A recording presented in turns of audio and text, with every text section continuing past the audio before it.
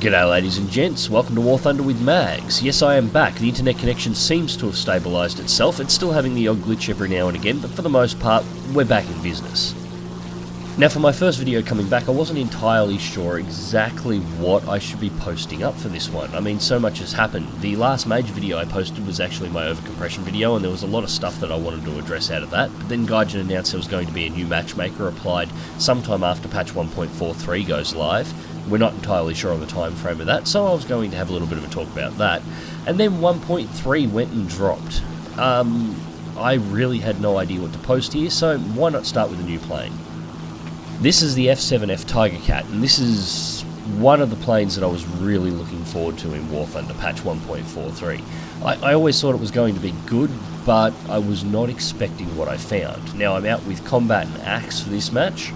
The armaments on the F7F are 4 20mm cannons with 800 rounds of ammunition, so 200 per gun, and 4 50 caliber M2 Browning machine guns with 1,600 rounds of ammunition. Now all these guns are either nose mounted or are mounted in the wing roots, pushed so tightly against the ultra thin fuselage that they may as well be nose mounted. So these things, the amount of firepower this thing can put forward is insane.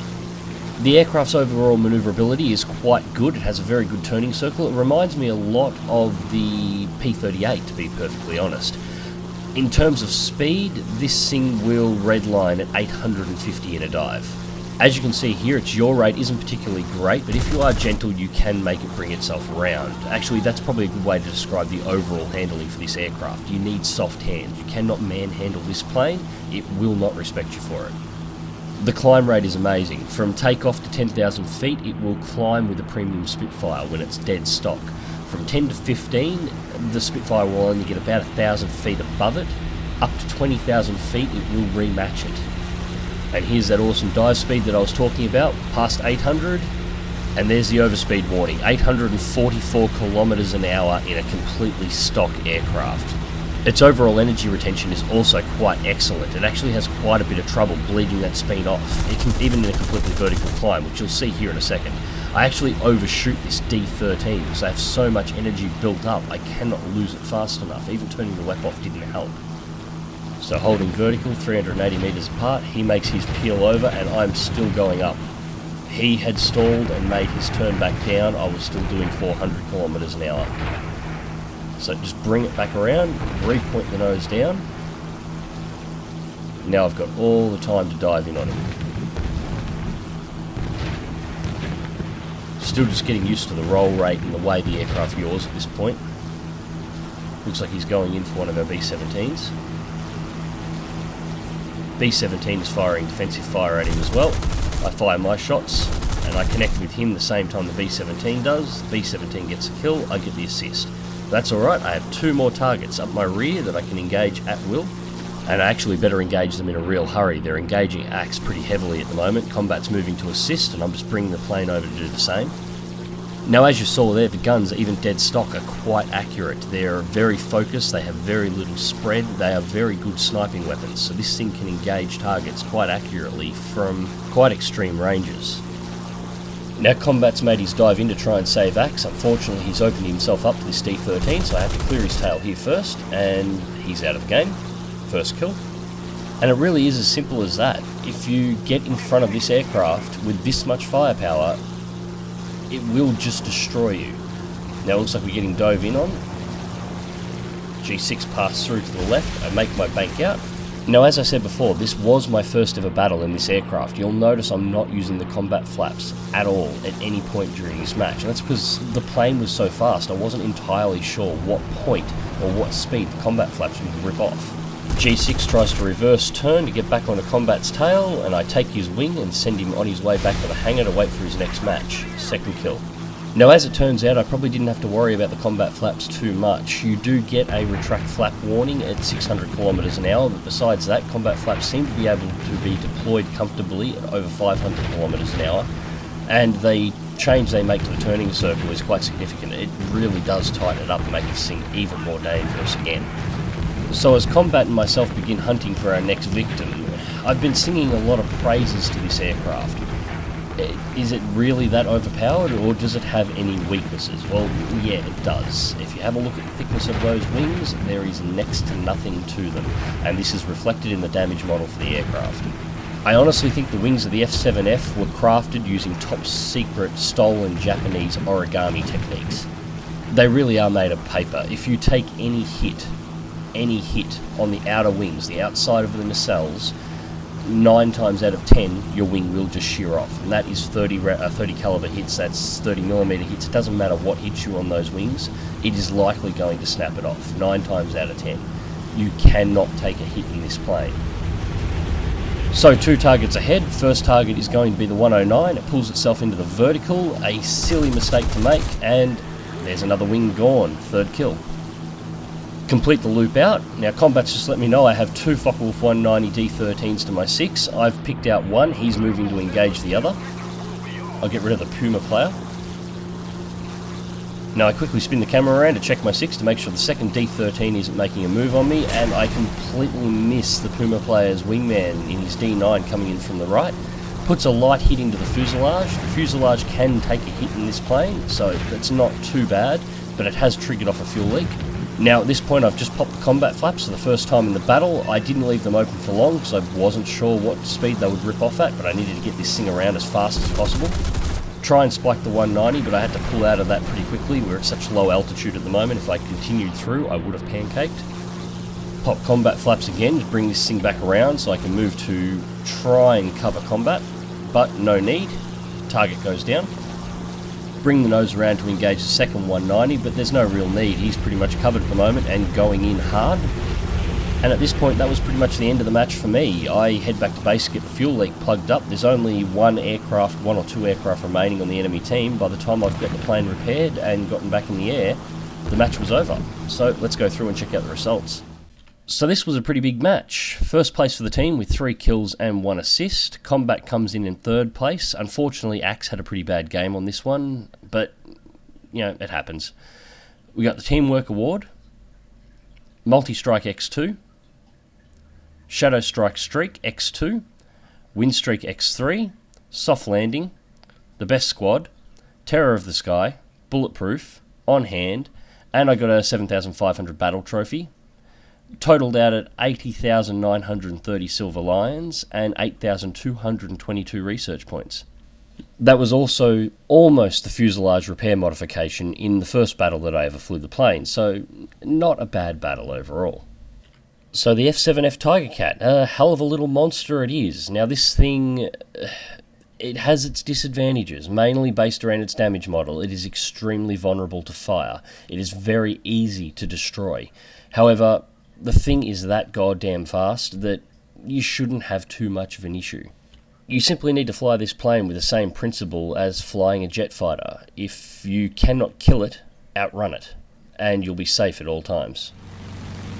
So for our next battle, well, this isn't a new plane. This is the Tempest II. This thing's been in game for quite some time, but it hasn't made too many appearances on my channel. I've been getting a lot of requests for it, and I've been deliberately holding off putting it up. Now the reason for this is my Tempest II is only partially spaded. It's only got the first couple of modifications. I think tier 2 modifications, I may have a single tier 3. So it's only sort of maybe half done. Now that wouldn't be a major issue, except that I wanted to grind out the rest of the modifications for this aircraft while using it to unlock the Venom and the Canberra Bomber at the same time. This is going to be the aircraft that I use to grind out the remaining planes for the British tree that were implemented in 1.43.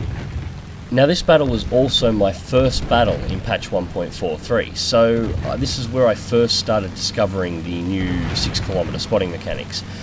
I'm not impressed. I'm going to give it a couple of weeks for Gaijin to sort out exactly what they want to do with it before I really cover it. Basically, I like the idea. It does give some tactical viability. There's my first kill. But without changes to the way victory conditions are currently calculated within War Thunder, the amount of exploitation that this new spotting mechanic has opened up within the game is sickening. One Marnie dives on me, so I just pass straight underneath. Take it straight into the vertical and then roll mid-climb to bring the nose back around, ready to reinitiate a dive on the D12. Carefully take lead. and about there. And there's my second kill. Now, I've been getting sent a lot of messages in-game asking me if I've noticed how little damage the Hispanos are doing in this patch. As you can see, no I haven't. I haven't noticed a problem with the Hispanos' damage at all. If anything, these things feel like I'm firing small nuclear warheads now. Now, at this point, I very nearly get myself killed. I've decided I want to go after that TA-152. I'm looking, I can see the 190 in the distance, just went for the F-80C.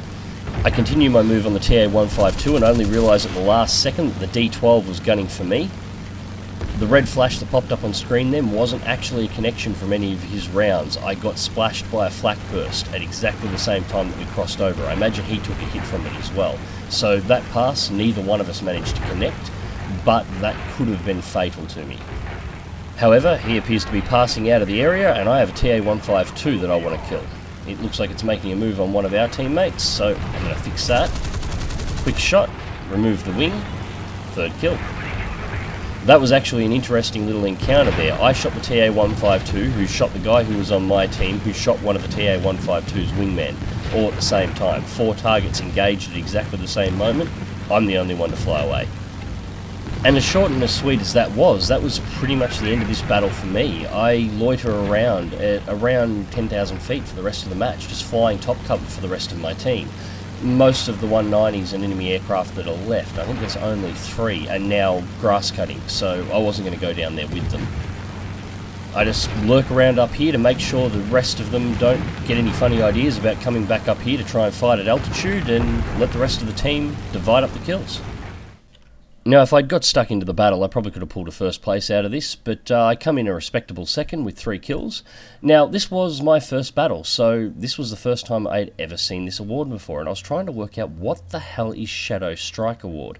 Apparently, it's the award that's given now for not only being on a kill streak, but having the biggest kill streak on your team. It's a stupid name. And the Avenger Award was another new one. I quite liked that one, for avenging teammates that have been shot down.